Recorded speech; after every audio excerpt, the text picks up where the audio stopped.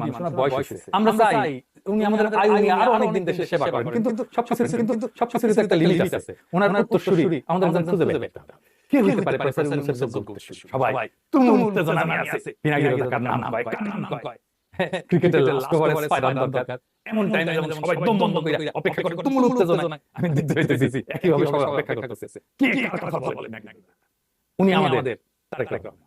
আমি কেন ওনাকে প্রফেসর ইউনূসের উত্তরসূরি হওয়ার যোগ্য বলে মনে করি না, বগুড়ার জন্য পার্সিয়ালিটি করি নাই, কারণ স্পষ্ট বলে দিয়েছে যে এই সরকারের সাথে তারা সম্পর্ক স্বাভাবিক করবে না।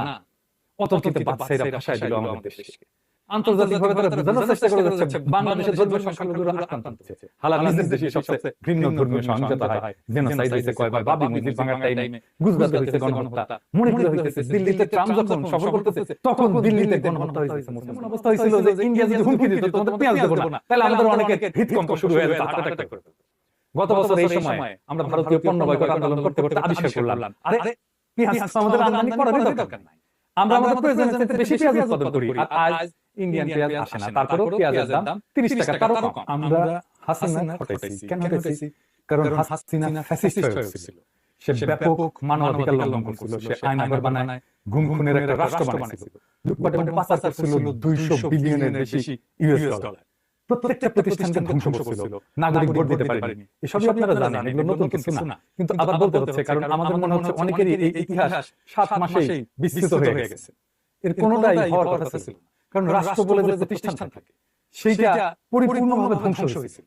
আন্তর্জাতিক মহলে সব জানতো না, জানতো। তারপরে শাসন চলছে 16 বছর, একটা রক্তাক্ত আখারি লড়াই করে অনেক শহীদের রক্ত, আহতের কান্না, অনেক ত্যাগের পথ পাড়ি দিয়া হাসিনাকে হটানো। হাসিনা শেষ পর্যন্ত জয় বাংলা। হাসিনা শাসন করতে পারলো কারণ হাসিনাকে সর্বতোভাবে রাজনৈতিক আর কূটনৈতিকভাবে সাহায্য করছিল ইন্ডিয়া, মোদির ভারত। বাংলাদেশের ভিতরে ভারত তার রাজনৈতিক আর সাংস্কৃতিক আধিপত্য গড়ে তুলেছিল। সে এক বিশাল স্ট্রাকচার, বিশাল কাঠামো। এই যে পুরো হাসিনা শাসন, তাকে তাহলে শুধু একক হাসিনার কারণে হয়েছে?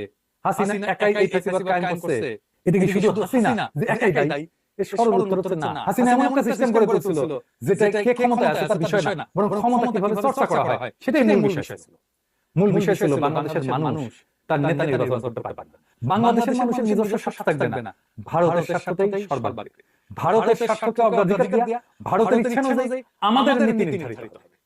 বাংলাদেশকে এমন ভাবে ভারতমুখী করা হয়েছিল যে বাংলাদেশে কৃষি বলেন, শিল্প বলেন, শিক্ষা বলেন, চিকিৎসা বলেন, সবকিছু ধ্বংস হয়ে গেছে। আমি একটা উদাহরণ দিই। 1 বছর আগে আমাদের প্রত্যেকের, এমনকি আমারও এমন ধারণা ছিল যে ইন্ডিয়ানে বোমা পেঁয়াজ ছাড়া আমরা চলতে পারবো না, আমাদের রান্নাঘর বন্ধ হয়ে যাবে। সেই পেঁয়াজ আমরা কিনতাম 150 থেকে 200 টাকা কেজি, তারও বেশি।